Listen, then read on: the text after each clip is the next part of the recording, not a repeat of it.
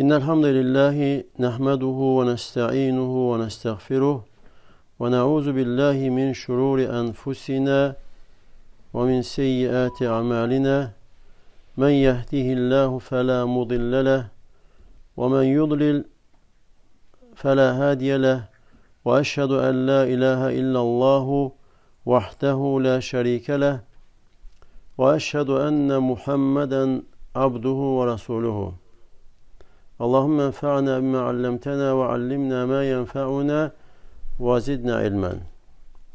Allah Teala'dan istəyirəm ki, bizi öz dinində sabit eləsin. Deməli, şeytanın insanın qəlbinə təsiri, qəlbə gəlməsi və qəlbə təsiri, qəlbə olan təhlükəsi.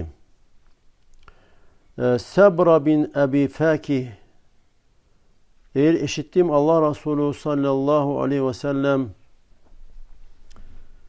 belə buyurur. İnnə şeytanə qa'adə libni Ədəmə bi ətruqihi. Həqiqətən şeytan Adəm övladının hər yolunda oturur.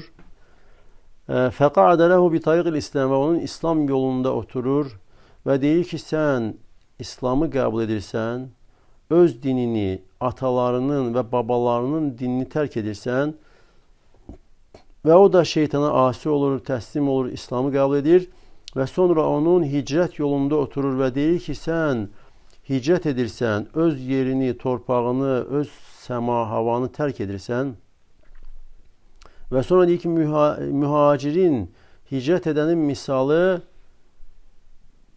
bağlı atın misalı kimidir? Ki, atı sahibi kəndirlə bir şeyə bağlayır ki, onun ətrafından kənara çıxmasın. Və o da ona asi olur və hicrət edir və sonra ona cihad yolunda oturur və deyir ki, sən cihada çıxırsan. Halbuki bu nəfslə, malla cihaddır, vuruşacaqsan və öldürüləcəksən və sənin yoldaşın başqasına ərə gedəcək, malın da başqaları arasında bölüşdürüləcəkdir və o da ona asi olur və döyüşə çıxır, cihada çıxır və Allah Resulü sallallahu aleyhi ve sellem deyir ki, فَمَنْ فَعَلَ ذَٰلِكَ كَانَ حَقًّا عَلَى اللّٰهِ أَنْ يُدْخِلَهُ الْجَنَّةِ. Və kim də bunu edərsə, yəni şeytana asi olur, İslamı qəbul edir, hicrət edirsə, Allah üzərində bir haqq olar ki, onu cənnətə daxil etsin. Və kim də öldürülərsə, Allah üzərində haqq olar, onu cənnətə daxil etsin. Və əgər suda qərq olarsa, Allah üzərində haqq olar ki, onu cənnətə daxil etsin. Və yaxud da minik vasitəsindən yıxılaraq ölərsə, Allah üzərində haqq olar ki, onu cənnətə daxil etsin. Yəni, bu yolda ölərsə insan, İslam yolunda, hicrət yolunda və yaxud da Allah yolunda döyüşə çıxarkən, Allah üzərində haqq olar ki, onu cənnətə daxil etsin. Və bu hədisdə Peyğəmbər sallallahu aleyhi ve sellem, yəni şeytanın insana gəlməsi, qəlbinə təsir etməsi və bunun təhlükəsini bildirir. Şeytan insanı yolundan saptırmaq üçün hərisdir. Hər hansı bir xeyri etmək istəyəndə onu yolundan yayındırmaq istəyir. Və hər dəfə insan üçün faydalı bir iş qabağına çıxanda, onu etmək istəyəndə onu bu işdən yayındırmaq istəyir. Və şeytanın da bu işdə insanı xeyirdən yayındırmaqda çalışması daha şiddətli olur. Və bu düşmənlik də qədimdəndir. Adəm Peyğəmbərdən bəri Adəmin övladlarına qarşı düşməndir. Nə vaxt ki, Allah Teala'dan möhlət istədi, Allah Teala əmr etdikdə Adəmə səcdə edin, İblis səcdə etmədi və dedi ki, mən ondan daha xeyirliyəm və Allah Teala onu cənnətdən çıxartdı və Allah Teala'dan istədi möhlət və Allah Teala da ona möhlət verdi və Allah Teala Əraf surəsində buyurur ki, قَالَ فَبِمَ أَغْوَيْتَنِي. Və İblis dedi ki, sən məni azdırdığın üçün لَاقُدَنَّ لَهُمْ صِرَاطَكَ الْمُسْتَقِيمِ. Mən sənin doğru yolunda onlar üçün oturacağım. ثُمَّ لَأَتِيَنَّهُمْ مِنْ بَيْنِ اَيْدِيهِمْ Sonra onlara önlərindən, arxalarından, sağından və solundan gələcəm və sən onların əksəriyyətini şükr edən görməyəcəksən. İbn-i Qayyim Rahimehullah deyir ki, insanın getdiyi yollar dörddür, başqası deyildir. Bəzən insanı sağ tərəfə çəkir, bəzən sol tərəf, bəzən qarşıdan gəlir, bəzən arxadan gəlir. Və ondan sonra hansı yola tərəf çəkdisə, hansı tərəfə getdisə, şeytan orada pusqu qurur və əgər Allah Teala'ya itaət üçün insan üz tutubsa, ona tənbəllik verir, ona maneələr çıxarır, onu yubatmaq istəyir. Və əgər asiliyə tərəf meyl edibsə, daha da ona tərəf sürükləyir və ona kömək edir, yardım edir.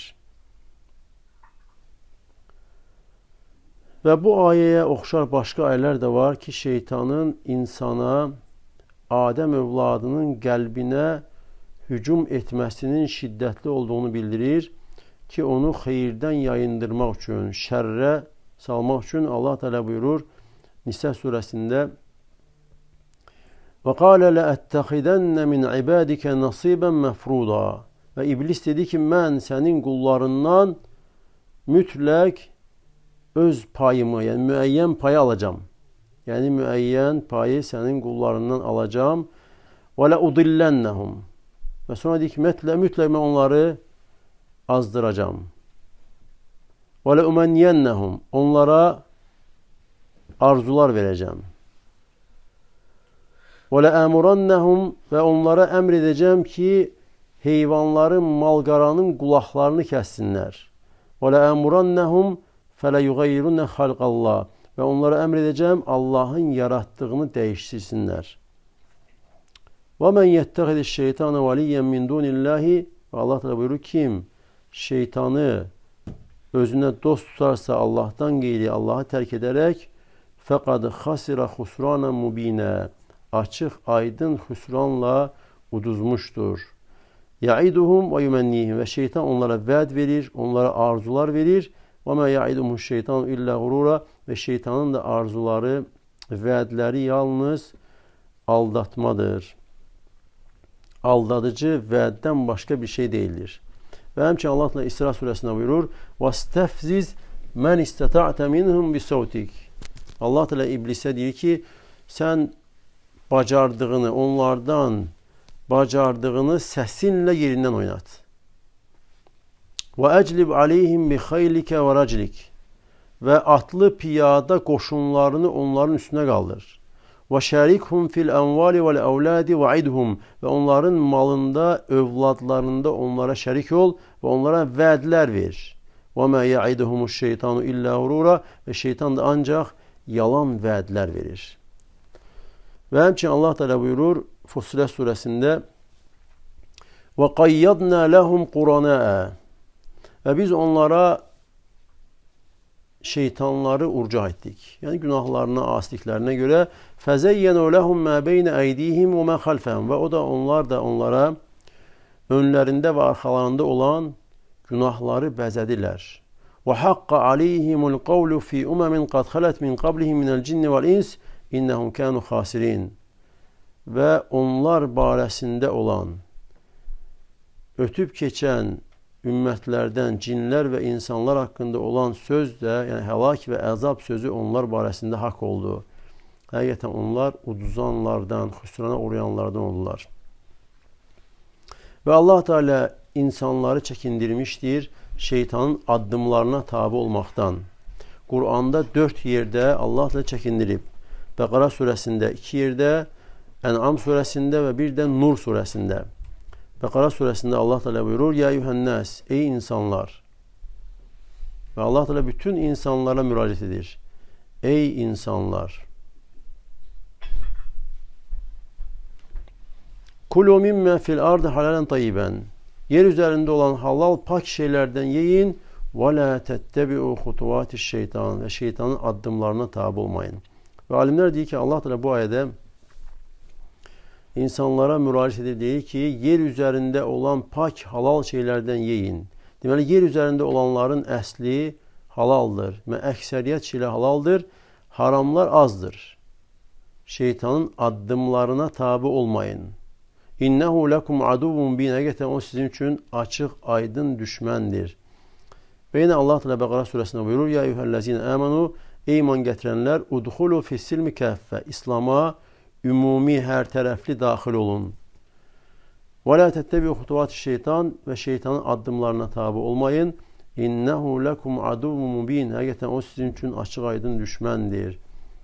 Ən'am surəsində Allah Teala buyurur: Və minəl ən'ami həmulətən və fərşə. Allah Teala mal qaradan, heyvanlardan həm minilən, minik vasitə kimi istifadə olunan və həmçinin minilməyən heyvanlar yarattı. Kulu mimmə razaqakumullahu, və Allahın sizə ruzi olaraq verdiyindən yeyin. Və la təttəbi'u xutuvati şeytan, və şeytanın addımlarına tabi olmayın. Həqiqətən o sizin açıq-aşkar düşməninizdir. Və yenə Nur surəsində buyurur: Ya eyyuhellezine amanu, ey iman gətirənlər, şeytanın addımlarına tabi olmayın. Və men yettəbi xutuvat şeytan, hər kim şeytanın addımlarına tabi olarsa, fə innehu ya'muru bil fəhşəy vəl munkar, həqiqətən o ancaq çirkin, münkər işləri əmr edir. Və ləvlə fadlullah aleykum və rəhmətu, əgər Allahın lütfü, rəhməti sizə olmasaydı, sizdən heç kəs, heç vaxt təmizlənməzdi. Lakin Allah Teala istədiyini təmizləyir. Vallahu səmiun alim, Allah Teala hər şeyi eşidən və hər şeyi biləndir. Və şeytanın addımları da nədir? Onun vəsvəsələridir. Şeytanın addımları onun zəhəridir, insanın qəlbinə salır. Və şeytanın addımları insanları apardığı, çağırdığı, dəvət etdiyi küfür, şirk, bidət, Allaha asilikdir. Və hər kim Allaha asi olarsa, günahı, asiliği nə olsa da, o insan şeytanın addımlarına tabi olan insandır. Kimsə az, kimsə çox.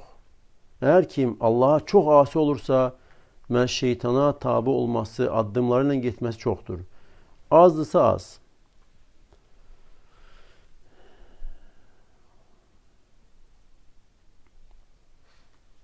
Və deməli, şeytan insana şiddətli düşməndir. Və insanı dəvət edir, çağırır ki, cəhənnəm əhlinə olsun. Və hər bir günah insanı cəhənnəmə aparır. Hər bir asilik insanı odda yanmağa aparır. Allah Teala Fatih surəsində buyurur: İnnəmə yəd'u hizbəhu liyəkunu min əshabis səir. O, yəni şeytan öz dəstəsini cəhənnəm əhlindən olsunlar deyə çağırır. Yəni şeytan da insanı azdırmaq üçün çalışır, gücünü sərf edir. Allah'a itaətdən yayındırmaq üçün çalışır və insanın hər yolunda oturur. Allah'a itaətdən uzaqlaşdırmaq üçün, tənbəllik vermək üçün onu yayındırır, çəkindirir. Və Allah Resulü sallallahu aleyhi ve sellem hədisdə buyurur ki, İblis yəni sabahladıqda öz qoşununu, ordusunu göndərir, yayır və deyir ki, bugün kim bir müsəlmanı azdırarsa ona tac geyindirərəm. Və birisi gəlir, deyir ki, mən ondan əl çəkmədim, yoldaşına talaq verənə qədər, yoldaşına talaq verənə qədər, arvadını boşayana qədər ondan əl çəkmədim. Və iblis deyir ki, əv şəkə ən yetəzəvvac, yəni yenidən evlənməsinə az qalıb. Ola bilsin, yenidən evlənər. Və başqası gəlir, deyir ki, mən ondan əl çəkmədim, valideynlərinə asi olana qədər, valideynlərin üzünə ağlana qədər və deyir ki, ola bilsin ki, valideynlərinə itaat etdi. Və digər gəlib deyir ki, mən ondan əl çəkmədim şirk qoşana qədər. Allaha şirk qoşana qədər ondan əl çəkmədim, onu buraxmadım və iblis deyir ki, sən, yəni sən, əsl işi görən sənsən və digər gəlib deyir ki, mən ondan əl çəkmədim zina edənə qədər və deyir ki, aha sən, yaxşı iş görübsən. Və digər gəlib deyir ki, mən ondan əl çəkmədim ta ki, adam öldürənə qədər və deyir ki, sən yəni ən yaxşı iş görənlərdənsən və ona tac geyindirir. Və bu İblisin halıdır ki, qeyb aləmidir. Cinlər, şeytan qeyb aləmidir. Lakin Allah Teala'nın rəhmətindəndir ki, Allah Teala bəzi qeybi məsələləri bizə xəbər verib bildirmişdir. Ya Qur'anda ya da ki, Peyğəmbər sallallahu aleyhi və səlləmin dili ilə. Və bu hədisdə də Allah Resulü sallallahu aleyhi və səlləm bizim görmədiyimiz qeyb olan işlərdən xəbər verir. Necə ki, Allah Teala Qur'anda buyurur, İnnehu yarakum huve qabiluhu min haythu la taravnahum. O və onun nəsli, qəbiləsi, tayfası, yəni iblis və onun tayfası siz onları görə bilmədiyiniz yerlərdən görür. Və bu hədisdə də xəbər verir ki, yəni Adəm övladına qarşı iblis hər gün qoşun göndərir, ordu göndərir ki, azdırsın, günaha salsın, haramlara salsın. Və bu hədisdə də iblisə ən sevimli olan işlərdən də insanın zina etməsi, şirk qoşması, adam öldürməsidir. Və həmçinin valideynlərin üzünə ağ olması, yoldaşını, zövcəsini boşaması, talaq verməsi ki, bunlar şeytana sevimli işlərdəndir ki, onun qoşunu, ordusu gəlir və onu müjdələyir ki, bu işi gördüm, bu işləri gördüm.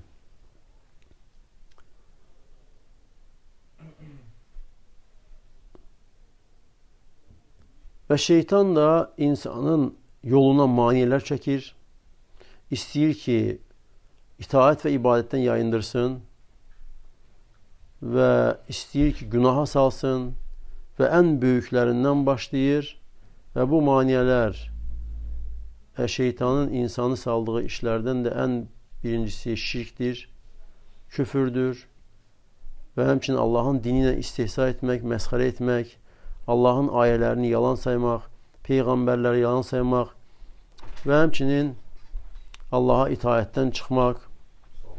Əgər buna qadir olmasa, onu bidətlərə salır, etiqadi bidətlər və yaxud da əməllə olan bidətlər. Əgər etiqadi bidətlərə sala bilməsə, ki, Allah Teala'nın dinində, şəriətində olmayan etiqadları insanlara qəlbinə salmağa çalışır ki, bu etiqadda olsunlar. Allah barəsində, Allahın ad və sifətləri barəsində və başqa etiqadi məsələlər əgər bacarmasa əməllə olan bidətlərə salır. Və bidət də Allah və Rasulunun dində izin vermədiyi şeylərdir. Və bidətlər də şirk qismindəndir. Allah Teala Şuara surəsində buyurur: "Əm lehum şurakâ'u şer'u lehum mined-dîn mâ lem ye'zen bihillah." Yoxsa onların Allahın dində izin vermədiyi şeyləri şəriət edən şərikləri mi vardır? Və bidət dində olmayan şeyləri etmək Allaha şəriklikdir ki, şəriət, əhkamları təyin edən, ibadəti bildirən Allah Teala'dır və bidət edən insan da sanki özü müəyyən şəriət qaydaları, dini əhkamları ortaya çıxarır. Və əgər bidətə də insanı salmağa bacarmasa, onu böyük günahlara aparır. Böyük günahlara, zinadır, içkidir, riba, faizdir və s. Və bu günahları gözəlləşdirir. İnsanın gözündə bərbəzəkli edir. Haramı süsləyir, bərbəzəkli göstərir. Müxtəlif növləri ilə. Və əgər bunu da bacarmasa, kiçik günahlara aparır. Və beləcə iblis, hansı ki Allah Teala xəbər vermişdi ki, o sizin düşməninizdir. Və sələflərdən də birisi deyir ki, mən bu ayələri oxuyandan sonra ki, Allah Teala deyir ki, iblis sizin düşməninizdir, onu özünüzə düşmən götürün. Deyib, bunu oxuyandan sonra başqa kiməsə qarşı düşmənliyi tərk elədim. Bildim ki, əsl düşmən Allah Teala'nın xəbər verdiyidir. və beləcə tədricən insanı günahlara salmağa çalışır. Allaha itaətdən yayındırmaq, cənnət yolundan uzaqlaşdırmağa çalışır və bilir ki, insan ömrü məhduddur və bu məhdud həyatda, məhdud ömürdə istəyir ki, insan günah və asiliklərlə, haramlarla bu ömrü başa vursun. Və şeytanın da insana əsas iki giriş yeri var, şəhvətlər, bir də şübhələr. İkisindən hansına saldısa insanı, ondan sonra məhəl qoymur. Ya şəhvətlər, ya şübhələr tərəfdən. Hansı ilə insanı Allaha itaətdən çıxartdısa əgər, qalibiyyət hesab edir. Və görsə ki, insan dindardır, imanlıdır, itaət var, ona şübhələr salır. Şübhələrlə dində həddi aşmağa aparıb çıxarır və bidətlərə aparıb çıxarır. O şeylər ki, Allah Teala heç bir dəlil nazil etməmişdir. Yox, əgər görsək ki, insan dində, imanda, təqvada zəifdir, ona şəhvətləri, haramları gözəlləşdirir, gözündə bəziyir ki, onu bu haramların palçığına, haramların bataqlığına salsın. Çünki haramlar palçıq, bataqlıq kimidir. Düşən insan çıxması çətin olur. Necə ki, Allah Teala zinanı yol adlandırır. İnnehu kana fahişeten ve sa'a sabila. Zina çirkin əməl və pis yoldur. Zinaya düşən insan, zinaya bulaşan insan sanki yola düşür. Sonra ayrılmaq çətinləşir. Və müsəlmana vacib olan ayıq olsun. Və bu düşmənini tanısın, bilsin və Allaha sığınsın, xilas, nicat səbəblərindən yapışaraq və həmçinin çalışaraq, mübarizə apararaq ki, özünü xilas etsin. Və Allah Teala Əl-İmran surəsində buyurur: وَمَنْ يَعْتَصِمْ بِاللّٰهِ Hər kim Allaha sığınar, Allahdan bək yapışarsa, fəqad hudiyə ilə sırat-ı müstəqim artıq doğru yola, sırat-ı müstəqimə yönəldilmiş olar. Və Allah Teala bu ayədə və bir çox ayələrdə görürsən, keçmiş zaman feilində zikr olunur. Kim Allaha sığınarsa, ya'tasim mudari feil, indiki zamandır.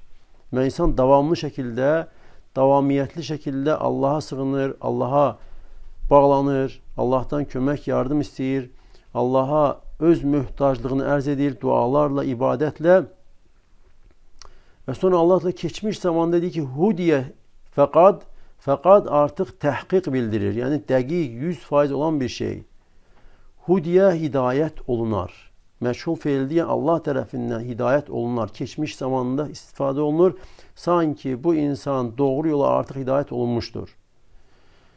Və kim də nəfsi ilə mübarizə apararsa Allaha itaətdə durmaq üçün və şeytandan uzaqlaşmaq üçün Allah Teala ona yardım edər və Allah Teala onu doğru yola hidayət edər. Və Allah Teala xəbər vermişdir ki, və bu da Allah Teala mərhəmətindəndir, rəhmətindəndir ki, şeytanın Allahın qulu olan mömin bəndə üzərində bir hökmranlığı yoxdur. Kim ki Allaha sığınır, Allah Teala'dan kömək, yardım umur, səbəblərdən tutaraq onun üzərində şeytanın hökmranlığı, hakimiyyəti yoxdur. Və Allah Teala Hicr surəsində buyurur: İnne ibadi, həqiqətən mənim qullarım. Allah Teala özünə nisbət edir. Mənim qullarım, yəni Allahın qulu, kim ki ixtiyari şəkildə, könüllü şəkildə, bir var ki, ixtiyarsız qul, hər kəs Allahın quludur. Yəni, hər kəs qiyamət günü Allahın huzuruna illə ətir rəhməni abdə, Rəhmanın huzuruna qul olaraq gələcək, hər kəs. Lakin kim həyatda ikən, sağ ikən, ixtiyari şəkildə özü Allaha qul olarsa, ibadəti edərək, əmirləri yerinə yetirərək, qadağanlardan uzaq duraraq Və Allah Teala buyurur ki, mənim qullarım leysə ləkə aleyhim sultan. Onlar üzərində sənin heç bir hökmranlığın, hakimiyyətin, dəlil sübutun yoxdur. İllə mən ittəbəkə minəl qavin. Yalnız sənə tabi olan azanlardan başqa.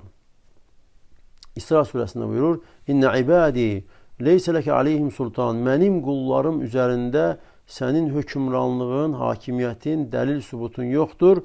Və kəfə bi rabbikə vəkilə. Və sənin Rəbbin himayə edən, hifz edən olaraq kifayətdir.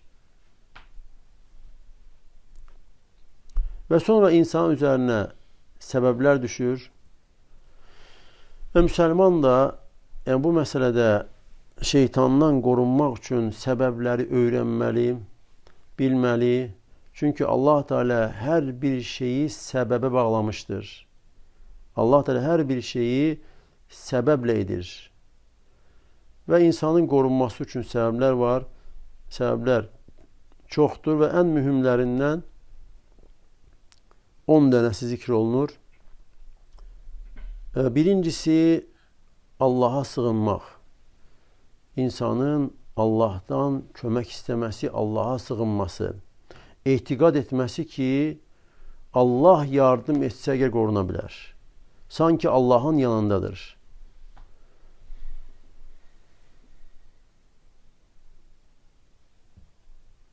Və insanın Allah'a sığındığı şərlər içərisində ən böyüyü şeytanın şəridir. Və Allah Teala buyurur Fussilet surəsində və immə yenzğannəkə minəş-şeytan nəzğun fəstəid billah. Əgər şeytandan sənə vəsvəsə toxunarsa Allah'a sığın. İnnehu huvəs-semiul alim. Həqiqətən o hər şeyi eşidən və hər şeyi biləndir. İstiadə kömək, yardım istəməkdir. Amma insan deyir ki, əuzu billah, Allah'a sığınıram. Əuzu billah, sanki insan Allah'ın yanındadır. Allah Teala'nın himayəsindədir. Və ikinci səbəblərdən muavvizəteyn oxumaq. Muavvizəteyn 2 surəyə deyilir. Fələq, Nəs. Amma muavvizət Fələq, Nəs, İxlas. Və bu 2 surəni oxumaq. Fələq, Qul əuzu rabbil fələq, Qul əuzu rabbin nəs. Və hədisdə də gəlir ki, Allah Resulü sallallahu aleyhi ve sellem buyurur ki, mə təavvədə mütəavvizun bimitlihimə. Yəni sığınan bu ikisinin mislində başqa heç bir şeylə sığınmamışdır. Və Allah Resulü sallallahu aleyhi ve sellem hər gecə yatağına girəndə bu surələri oxuyardı. Və həmçinin Allah Resulü sallallahu aleyhi ve sellem buyurmuşdur ki, kim səhər və axşam 3 dəfə İxlas, Fələq, Nəs surələrini oxuyarsa, yəni Allah Teala hər bir şərrə qarşı ona kömək, yardım edər, ona kifayət olunar. Üçüncüsü, səbəblərdən yatağa girdikdə, yatmamışdan əvvəl kürsü ayəsini oxumaq və şeytandan qorunmaq üçün, şeytanı uzaqlaşdırmaq üçün və həmən yerdən şeytanı uzaq etmək üçün ən böyük səbəblərdən kürsü ayəsini oxumaq. Və bu da məşhur hədisdir. Əbu Hüreyrədən gələn və həmçinin Əbu Zər radiyallahu anhudan rəvayət olan hədislərdəndir ki, kim yatağına girdikdə, yatmamışdan əvvəl kürsü ayəsini oxuyarsa, Allah tərəfindən davamlı şəkildə ona hifz edən, qoruyan mələk göndərilər və şeytan səhərə qədər, sabahlayana qədər ona yaxınlaşmaz. Kim oxuyarsa və səhərə qədər şeytan ona yaxınlaşmaz. Dördüncü səbəblərdən Bəqara surəsini oxumaq, başdan ayağa kimi. Və Bəqərə surəsinin təsiri böyükdür, şeytanları evdən qovmaq üçün. Səhih Müslimdə Allah Resulü sallallahu aleyhi ve sellem rəvayət olan hədisdə buyurur ki, Lə təc'alu buyutəkum məqabira. Evlərinizi qəbirstanlıqlar eləməyin. İnnəş-şeytanə yənfiru minəl beytilləzi tuqra'u fihi suratul Bəqara. Həqiqətən Bəqara surəsi oxunulan evdən şeytan qaçır. 5-ci səbəblərdən Bəqara surəsinin axırdan 2 ayəsini oxumaq. Bu 2 əzəmətli ayəni və Allah Resulü sallallahu aleyhi ve sellem buyurur ki: "Men qara'a bil ayeteyni min ahiri suratil Bəqara fi leyletin kefetahu." Hər kim bir gecədə Bəqara surəsinin axırından 2 ayəni oxuyarsa ona kifayət edər. Yəni hər bir şərrə qarşı, hər pisliyə qarşı, şeytanlara qarşı və şeytanın şirki, onun toruna qarşı kifayət edər və həmçinin şərhində gəlir ki, ona savab, mükafat olaraq kifayət edər. Yəni gecə yatmamışdan əvvəl bu 2 ayəni oxuyarsa. 6-cı səbəblərdən bu zikir eləmək. La ilahe illallah vahdehu la şerike leh, lehul mulku və lehul hamdu və huve ala kulli şeyin qadir. Yalnız ki, tövhid kəlməsidir. Şeytandan qorunmaq üçün, onun şərindən uzaq olmaq üçün insanın istifadə etdiyi ən böyük səbəblərdən. Səhih Buxari və Müslimdə Allah Resulü sallallahu aleyhi ve sellem belə buyurmuşdur. Kim desə la ilahe illallah vahdehu la şerike lehu, lehul mulku və lehul hamdu və huve ala kulli şeyin qadir bir gündə 100 dəfə deyərsə. Kânət lehu adlə aşri qabin. Onun üçün 10 qul azad etmiş kimi olar. Və kutibət lehu mi'ətu hasenə və ona 100 həsənət yazılar.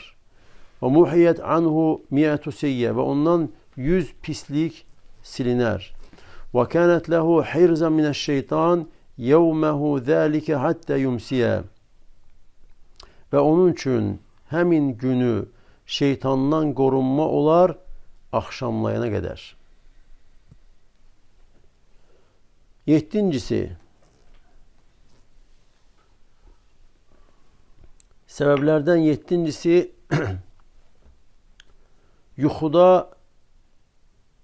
həyəcanlanan, narahatlıq vaxtı, yuxuda vahimələndiyi zaman, yuxuda şeytanlar ona musallat olduğu vaxt bu zikr eləməsi.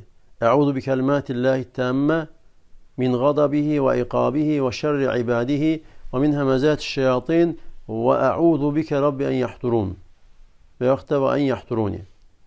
Və Allah Resulü sallallahu aleyhi ve sellem hədisdə buyurur ki, İzə fəzi'a əhadukum fin-nəvmi fəlyəqul. Sizdən birisi yuxuda qorxar,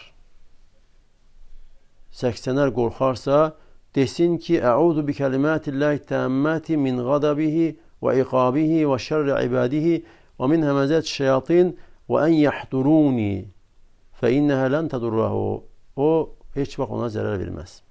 Və həmçin sahabə də gəlir, deyir ki, Rasulallah, yuxuda mən vahimələnirəm, yuxuda qorxulu, vahiməli şeylər görürəm və Allah Resulü sallallahu aleyhi ve sellem bu zikri deməyi ona tövsiyə edir və sonra sahabə deyir ki, o şeylər məndən getdi. 8-ci səbəblərdən evə daxil olarkən yemək yeməzdən əvvəl Bismillah demək və bütün hallarında və bunda da şeytandan qorunmaq üçün böyük səbəbdir və Cəbir ibn Abdullah deyir ki, Allah Resulü sallallahu aleyhi ve sellem belə buyurmuşdur. Kişi əgər evinə daxil olduqda Allah'ı zikr edərsə və yemək yedikdə Allah'ı zikr edərsə, şeytan deyər ki, sizin üçün nə gecələməyə yer, nə də ki, şam yeməyi yoxdur. Və evinə daxil olduqda Allah'ı zikr etməzsə, şeytan deyər ki, gecələmək üçün yer tapdınız və yemək yediyi zaman Allah'ı zikr etməzsə, deyər ki, gecələməyə yer və həmçinin şam yeməyi tapmısınız. 9-cu səbəblərdən şeytandan qorunmaq üçün artıq əlavə, ehtiyacsız baxış, artıq yemək, artıq danışıq və bir də insanlarla qarışmaqdan çəkinmək. Artıq ehtiyacsız. Bir var ehtiyac var, bir də var ehtiyacdan artıqdır, lazımsızdır. İnsana bunun heç gərəyi yoxdur. Və bu dörd şey, artıq baxış, insanın lazımsız şeylərə baxması, və həmçinin artıq yemək, artıq danışıq və bir də insanlara qarışmaq, bu dörd giriş qapısı şeytanın insana girdiyi böyük qapılardandır. Və insan əgər bunları qoruyursa, çəkinirsə, şeytandan qorunmuş olur. 10-cusu və axırıncısı, müxtəlif vaxtlarda Allahı çox zikr etmək. Və Allahı çox zikr edənlər, şeytanın onlara girməsi, onlara yol tapması çətinləşir. Ümumən bunlardan uzaq olur. Onlara tərəf yol tapa bilmir. Və Allah da İsra surəsində buyurur, İnnə ibadi, mənim qullarım, sənin onlar üzərində bir hökmranlığın yoxdur. Və həmçinin Zuhruf surəsində buyurur, وَمَنْ يَعْشُ عَنْ ذِكْرِ الرَّحْمَنِ Kim Rəhmanı zikirdən qafil olar, uzaq olarsa, نُقَيِّدْ لَهُ şeytanın Biz ona şeytanı urcah edərik, ona bağlayarıq. فَهُوَ لَهُ قَرِينَ Və o da ondan ayrılmaz yanında yoldaş olar. Və Allah Resulü sallallahu aleyhi ve sellem xəbər vermişdi ki, Yahya ibn Zekeriya, yəni Zekeriyanın oğlu Yahya, Peyğəmbərlər də hər ikisi də, aleyhisselam, öz qövmünə tövsiyə edir ki, Allah'a zikr etsinlər. Və deyir ki, mən sizə Allah'ı zikr etmənizi əmr edirəm. Və sonra misal çəkir. Və şəriətdə, ayələrdə, hədislərdə Allah və Rasulü misallar çəkir. Yəni, Peyğəmbər sallallahu aleyhi ve sellem bəzi hədislərdə misallar çəkir. Və həmçinin Allah da Quranda misallar çəkir. Və bu maddi misallar, insanın gördüyü hissi misallar mənəvi olan şeyləri yaxınlaşdırmaq üçün, başa düşmək üçündür. Və Zəkəriyyə Peyğəmbərin oğlu Yahya aleyhissalam deyir ki, mən sizə Allah'ı zikr etməyə əmr edirəm. Və sonra deyir ki, bunun misalı bir kişinin misalına bənzəyir. Düşmən ardınca çıxıb onu sürətlə onun izindədir və nəhayət o möhkəm qalaya gəlir və özünü qorumaq üçün qalaya daxil olur ki, düşməndən qorunsun deyə. Və sonra deyir ki, insan da belədir.